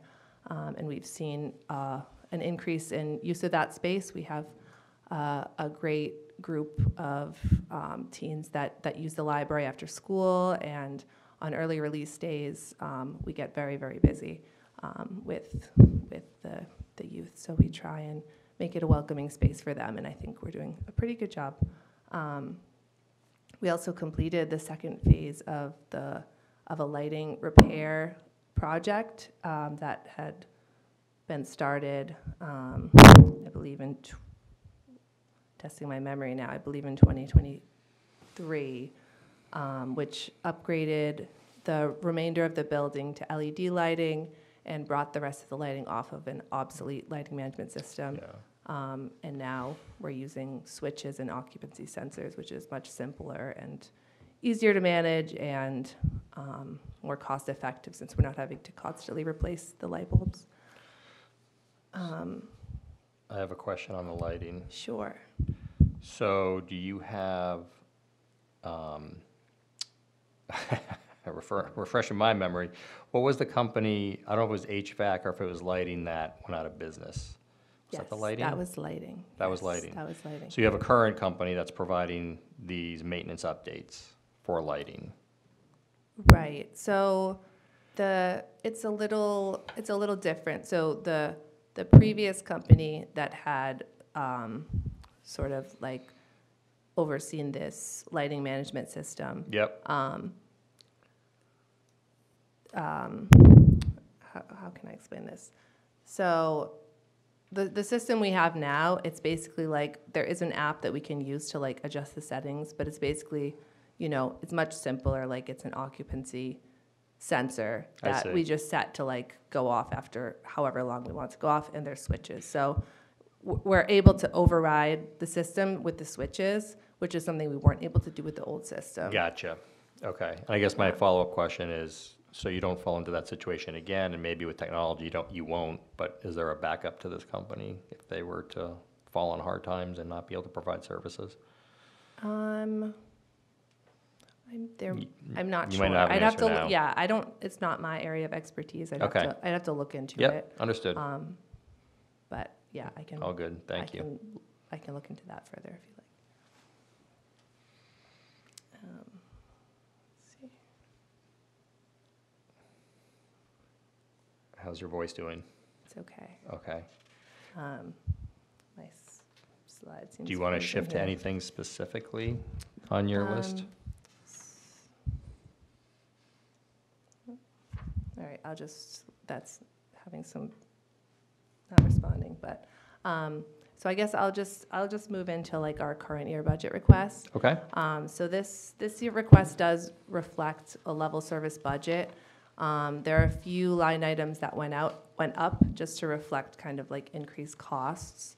So that includes lines like supplies and expenses, which hasn't been significantly updated.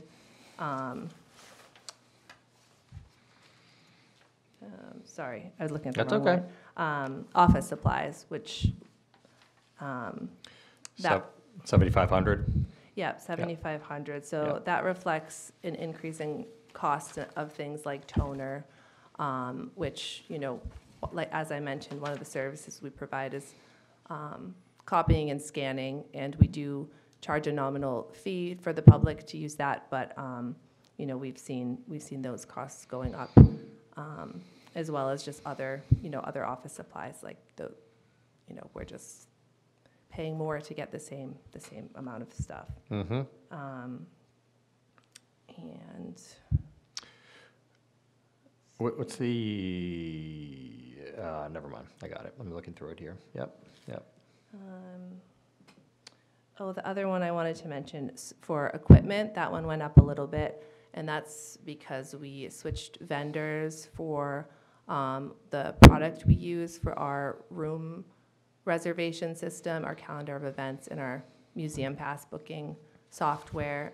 The company we were using went under, and so we went out and explored other options. We got quotes from several companies, and this was the most cost-effective option, but it was slightly more than what we were paying, so.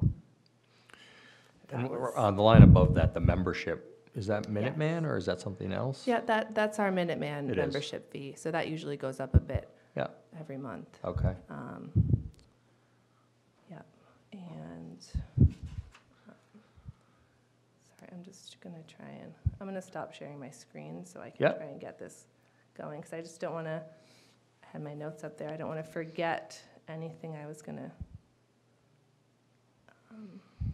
go through.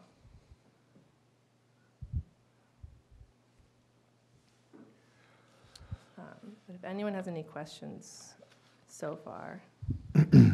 I'll have some HCA questions. Okay. Yes, that was on my list of things to talk about. Here we go.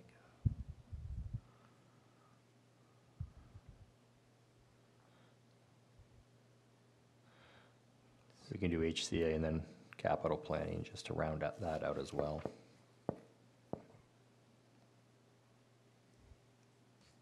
Okay. It looks like there's 2 HCA requests. Yeah, so let me go to that. Yeah, so the HCA requests, that is the larger of the two requests, which is just under 20,000. That funds our teen services assistant position, which is, as I mentioned, the past few years, we've been really focused on trying to improve the services that we're providing to teens in the community. We have one youth services librarian who was kind of doing everything. And so this assistant, in addition to all the programming she's been doing, she's allowed us to increase our hours to be open the Thursday and Friday evenings. So we're able really to do a lot with this one position. And we've seen interest in participation in the programs that she's been putting together. We've seen that grow over the past 3 years. She's held 62 programs over the last 3 years for, as I mentioned, for middle school aged kids. Wow. And that included 26 events this past year with 260 participating. And as I mentioned, that's primarily on Friday evenings. And Saturday, maybe? sorry, did you have a question? Oh, yeah, my question is, I'm just toggling back and forth between the 19,614 request and the other request for 2,543. And are those linked together for the hours on Saturdays during the summer, or is that a separate request from? So they're separate requests. They're separate requests, okay. Yeah. So I did also just want to mention, Yep. before we move on to that second request. Yeah, please do.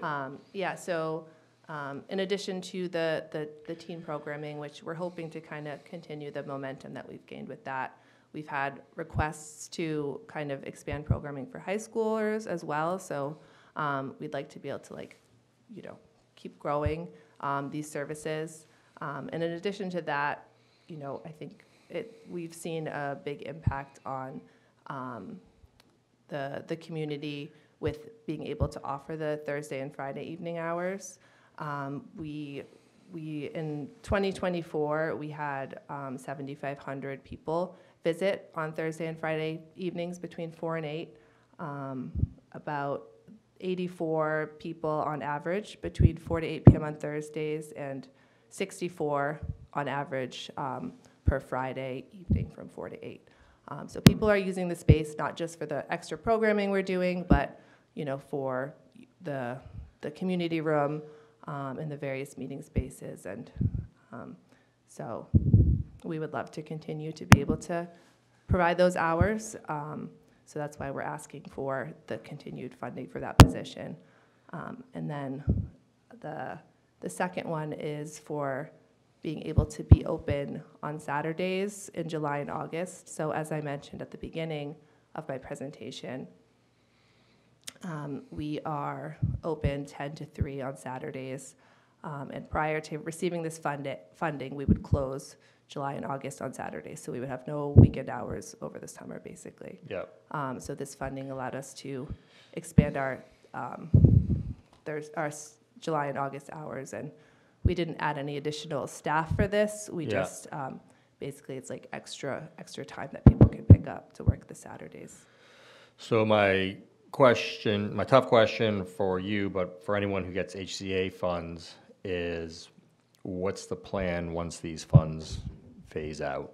Right, and that's what we're looking at now, because I know this is the last year for that funding, and there's less of it than the previous years. And there might be a little in fiscal year 27, don't Yeah. quote me on that, Yeah. but because they have to be certified, but Yeah.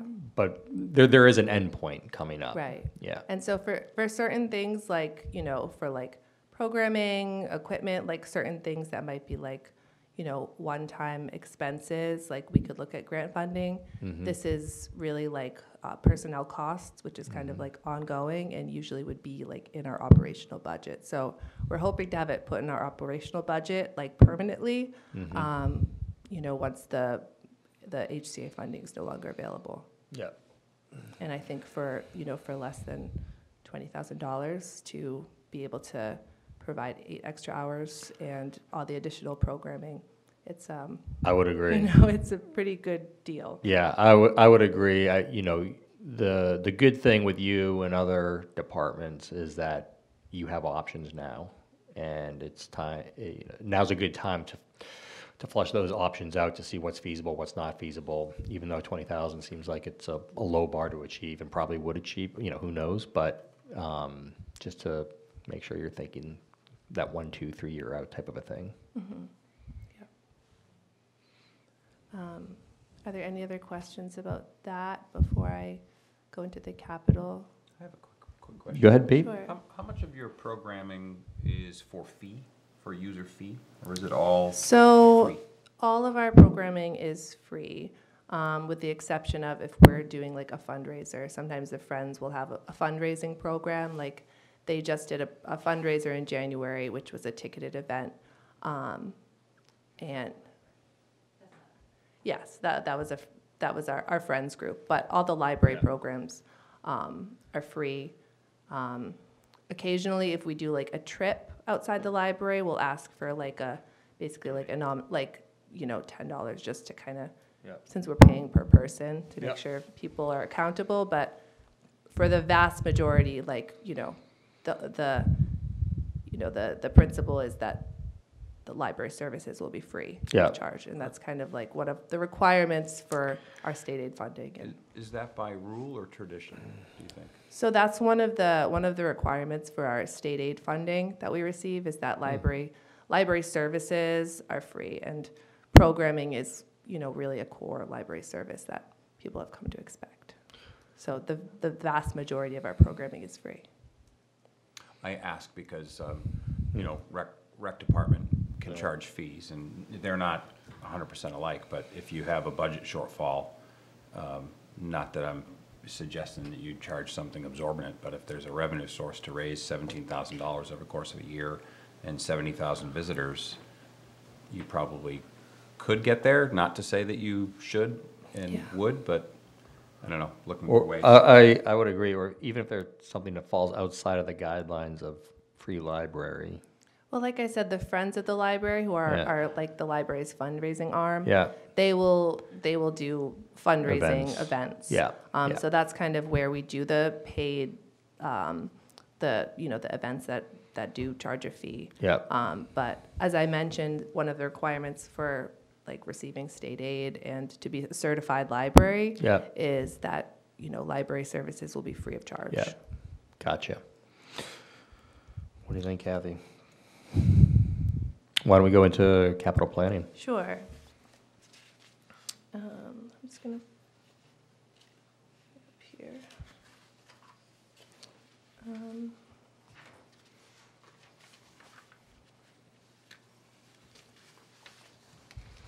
Give me just a second. Yep. I think this is, not to take your presentation away, but this is a continuation from last year's capital planning project. Right. So, as you may remember from last year, we had a pretty comprehensive facilities condition assessment done, and they kind of laid out a path for what is coming up in terms of necessary maintenance for the library building, just to keep it in good condition and to prevent more expensive repairs down the line.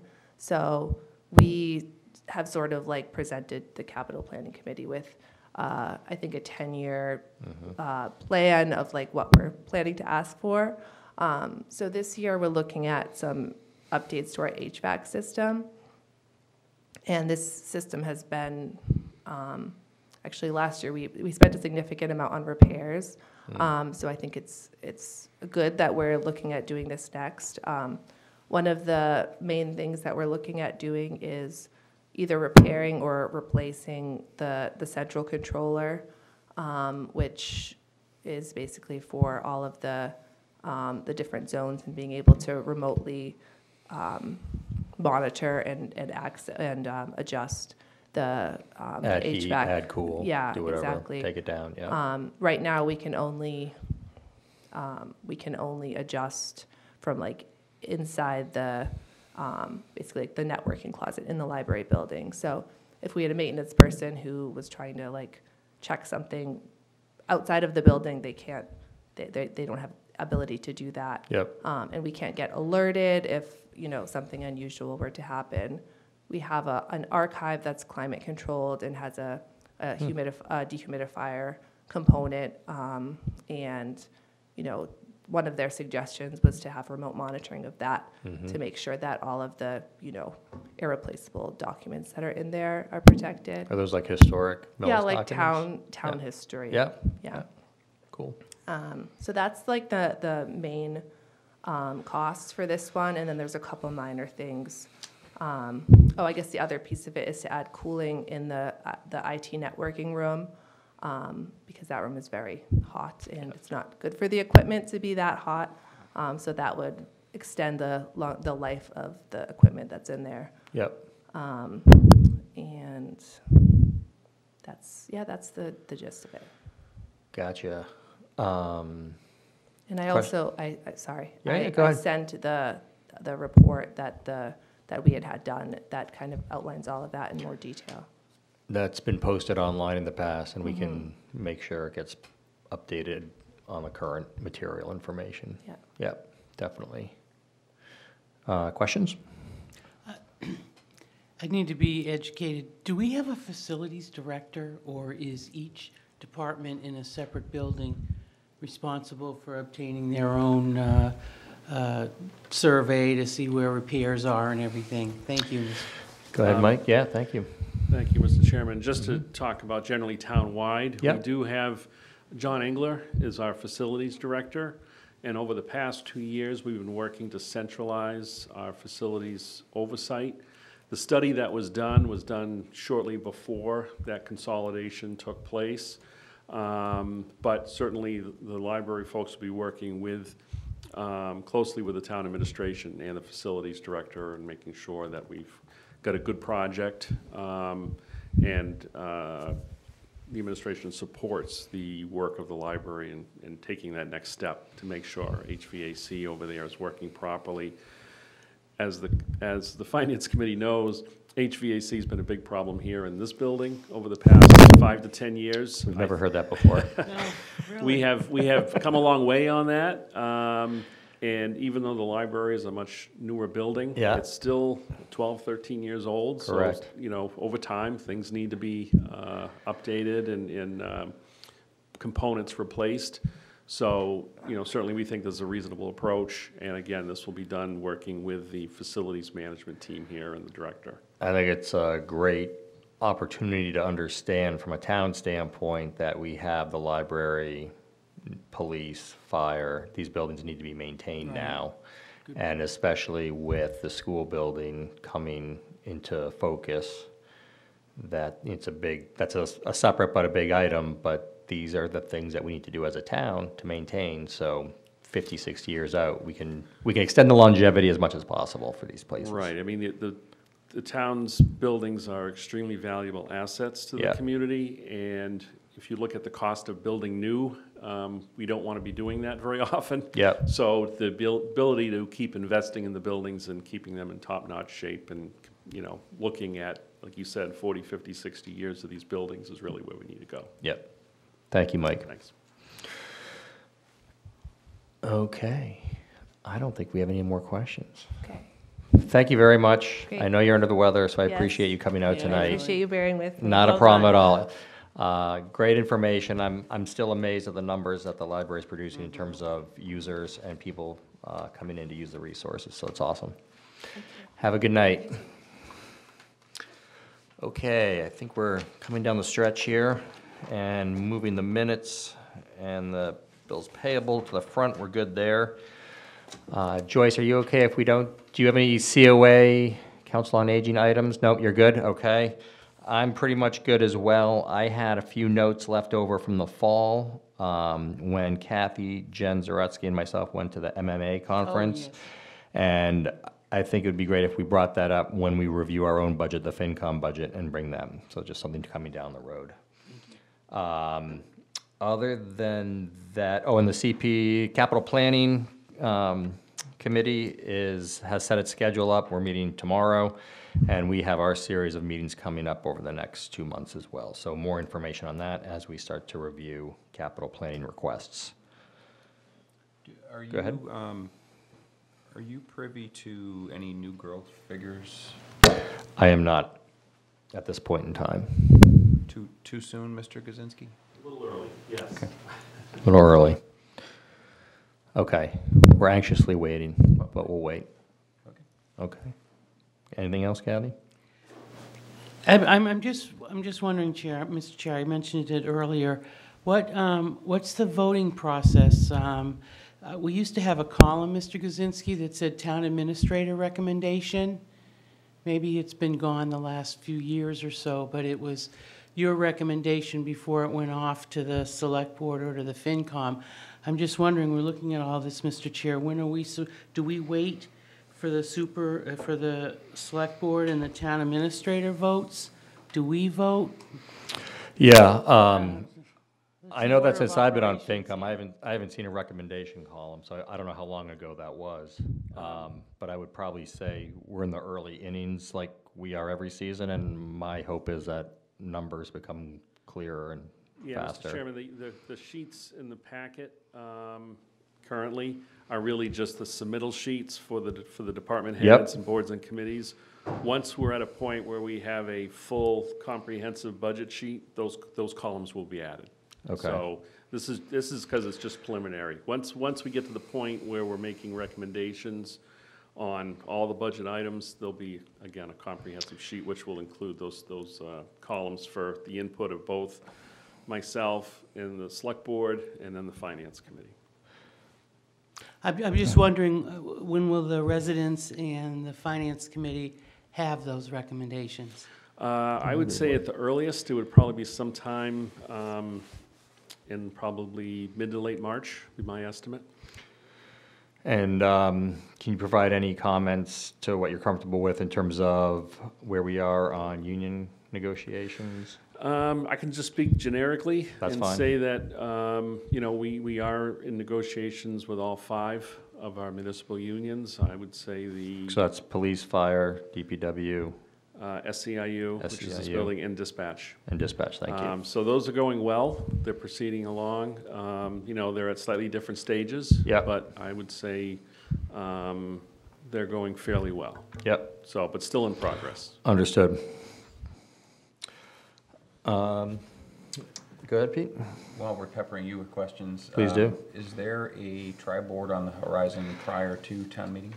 Yes, I've requested to Select Board, School Committee, and Town Administrator to get one on the books, and School Committee's looking at their calendar, and we're going to try to get that finalized sooner than later. Thank you. Yep, great question. Can I request that that be recorded and kept for prosperity? Absolutely. Thank you. Anyone want a motion to, Move to adjourn? been motion to adjourn? Second. Second. All those in favor? Joyce, Pete Underhill? Aye. We're all, aye here. Thank you very much, folks. Have a great night. Appreciate everyone's participation.